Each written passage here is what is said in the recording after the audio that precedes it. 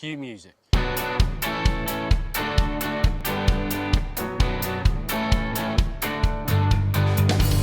Welcome to Carp Catchers Free. We're here at Linear Fisheries in Oxford. We've got the Art of Particles. I'm going to be fishing an adjustable zig rig and some irresistible oily hook baits.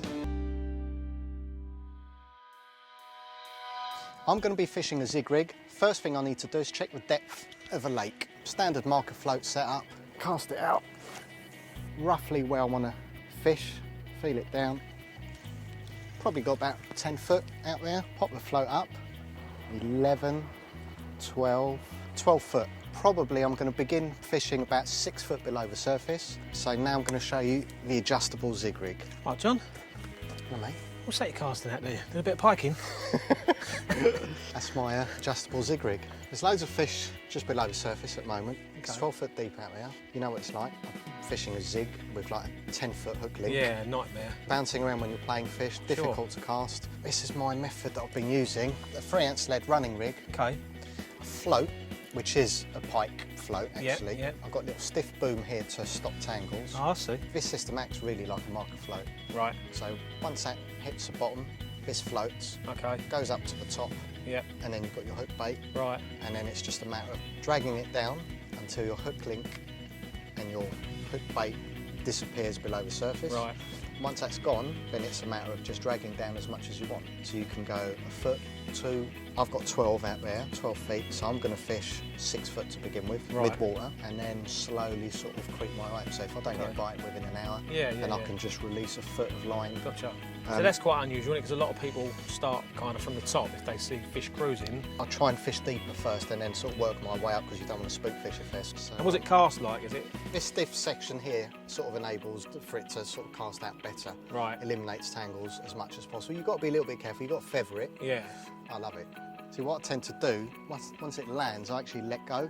So the lead hits down the bottom and the float just comes up. And then it's just a matter of popping it up just like a marker float. And you'll see the float come up with a hook bait next to it. There you go. Yeah, I can see it. So it's see just it? creeping down as you adjust your clutch, yeah? That's it, yeah. And then you've got the hook bait next to it. Yeah. So then I'll just put the rod down. Oh, that's so easy, isn't it? I'm telling you, I've caught amazing. so many fish on this system. Like you say, use that as a marker, so now you can spod directly over the top of that before you pull it down. Yeah, I'll get my spod, clip it up to the range, and then drag it down to the depth that I want. That's amazing. What kind of bait goes with that? A couple of mixes I generally use. One of them's a cloudy attractant mix, like Okay. I sort of call, and the other one's like a feed mix. Right. First up, what I like to use is this Special G ground bait. Right, okay. Very, very attractant. Then I use some of this Super Seed hemp, and I Yeah. actually pour the juices out of this one. I use it for my other mix. I want it as dry as possible. Get rid of the oils, and then I use the hemp in this mix. I want the hemp to dry off, Right. and once it dries off, it starts floating. Yeah, I can see it's actually covering each seed, isn't it? Every now? seed's getting covered, Gotcha. and then if you probably give it about an hour, Right. and then you test in the water, and you'll find that the hemp, some bits of the hemp are all going to float, Right. some are going to stay mid-water. With zig fishing, it's perfect. 'cause Right, gotcha. it will just hover around in different layers. Then I add this Special G 2mm pellets. Again, this is my feed mix, don't forget. And how much of those do you put in? Probably about half a bag. Because they're really small, aren't they? They're tiny, absolutely ideal. So, pellets in there, Right. hemp, and a Special G. Okay. So you actually put quite a few different bits and pieces into one. I do, Mix, don't don't you? forget, it is a small bucket. Yeah, So sure. I don't use this too often. This Right. is probably going to be sort of every hour, probably put a spot or two out. Okay. Crushed hemp. So I use a combination of both, crushed hemp and the hemp with the natural oils in it. This is my little trick.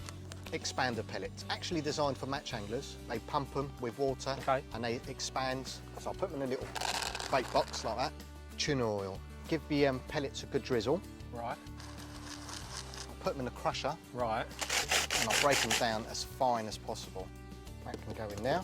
Although it is simple, with just a little bit of thought, you can put the right bits into the right other ingredients and come up with something really attractive, can't you? Which That what you've is done. my own version of an up and down mix, Yeah, really, yeah, if you like, sure. which is like commercially called. All different bits of ingredients in there. Okay. Some are going to float, some are going to sink. The Special G virtually fizzes in the water. Right. And amongst that, you've got trapped bits of crushed hemp, and it just looks awesome in the Right. water. What's the next bit? Because I know there's another mix coming up, isn't there? Right, this is a sloppy sort of attractant mix Right. that I'll make up. Big Carp Method Mix, Yeah. sweet coconut. Right. This is purely for a cloud. I mean, you can see a few bits of maize in there, a couple of bits of hemp. In the bucket, How much of that do you use? I use a whole bag in this one. Right, okay. Next is the halibut Right, method okay. mix. Yeah, It's yeah. an awesome ground bait. Okay. Really strong. Half a bag. That's quite a dark colour, that one, That's- isn't it? yeah. It's quite oily as well, and you can feel it in your There's fingers. loads of oil. I Yeah. mean, the oil slicks that come off that is, you know, it's ridiculous. Mm. Mojo ground bait, that's the next one I use. Okay. Very, very fine, and that really clouds Yeah. up. That goes red virtually. Yeah, it's completely different to that one, isn't it? Yeah, and again, a Big Carp Method Mix, again, that's coarse, it's got loads of bits in it. So it's a variety of all three ground baits, which I've, you know, found are the best ones for this particular mix. Okay. Over zigs, I put the whole bag of this one. So you can imagine this mix being the cloudy one, which is going to attract them. You can see all the different mixes in there, can't you? And it's starting to mix together. Us carp anglers don't really use ground baits No, much, you know? we don't. No, not enough. No. I've always been a big fan of ground baits ever since, you know, fishing the matches and all the rest of it. So That's right. Next bit, polony oil, based on the new boilie that's coming out. A meaty sort of sausage smell. smell it from here. I love it, though. Oh, that's really mega nice, strong, isn't it? isn't I go a little bit mad with this. Really? Yeah, I'm a big fan of it. So 3/4 of the bottle. Right. Okay. It's got 8 different herbs and spices.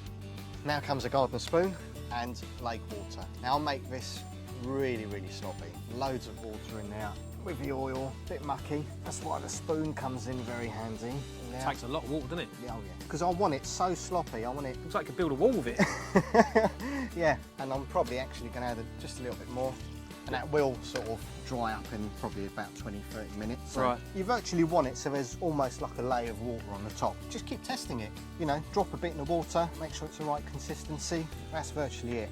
That's just going to bring them in. and keep them there. Once they come in, you then want to put the other one in to give them a bit of a feed amongst your hook bait. Right. So how often would you use the feed bait up against the? Probably about 5 to 1. 5 spods to this, Right. 1 on the feed. Next, hook baits. Yeah. Obviously a lot of options on Right. what you can use. This is my little tub of goodies, mainly foam. Okay. A few boilies in there, but they're immersed in tuna oil. My Okay. favourite oil. I mean, the foam takes on smells and oils really well. Soaks it in, leave it in there, and obviously different colours. You know what fish are like, different days, you know, they want different things. Yeah, so, yeah, sure. you know, it's really worth trying, chopping and changing. Depends on the day, it's no different to match fishing. No. So if you're not getting a bite, swap over to Swap something over else. something else, and that's why I keep this tub dunked in the tuna oil, Right. and they're ready to go. Okay. So the tuna oil that they're in, Yeah. can that be used like all through the summer and the winter, like so all through the year? I do. Oh really? Yeah, a lot of Okay. people say don't use oils in the winter. Yeah. It doesn't congel that much, a tuna oil. It's Right. quite fine. The other thing to remember is a lot of people, when they're zig fishing, they tend to stop as soon as it gets cold, Cold, yeah, or it yeah, gets sure. dark. Yeah. I don't. Summer, winter's always worth fishing a zig rig. Yeah. Certainly baiting up through the night. That's one of my biggest edges. Right, okay. Is while everyone's curled up in their beds, I'm out there spodding through the night. Right. Okay. Can't believe I've just recasted that like 2 minutes ago and it's just ripped off. Yeah. Just goes to show you, doesn't it? Right place, right time. All I've done is land fish for people the last couple of days, which is still a pleasure. It's close. Beautiful fish. Come on, Sam.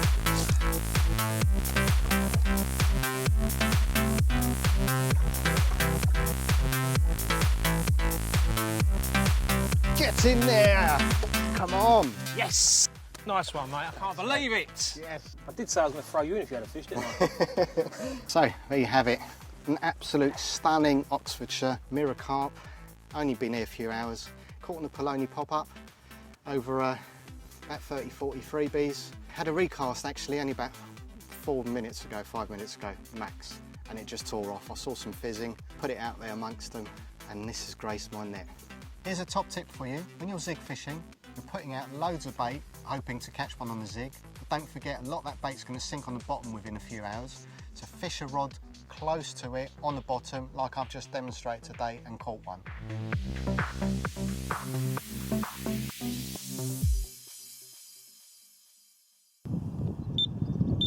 First carp of the day, nice, common, just under 20 pounds on a zig, couple of feet below the surface, little 10mm yellow, high vis, my special mix, which has been spotted all over it, and the fish are having it big time. This is zig fishing at its very best. Fish are properly going on it now. That spod mix I've made up on a little yellow foam, dipped in oil. Look at that, 2 bites at once, can't ask for more. fine little common on the adjustable zig rig. On a grey, miserable day, this is what came to me. This lovely, big old 25 pounds Warrior. Look at that. That's on the adjustable zig.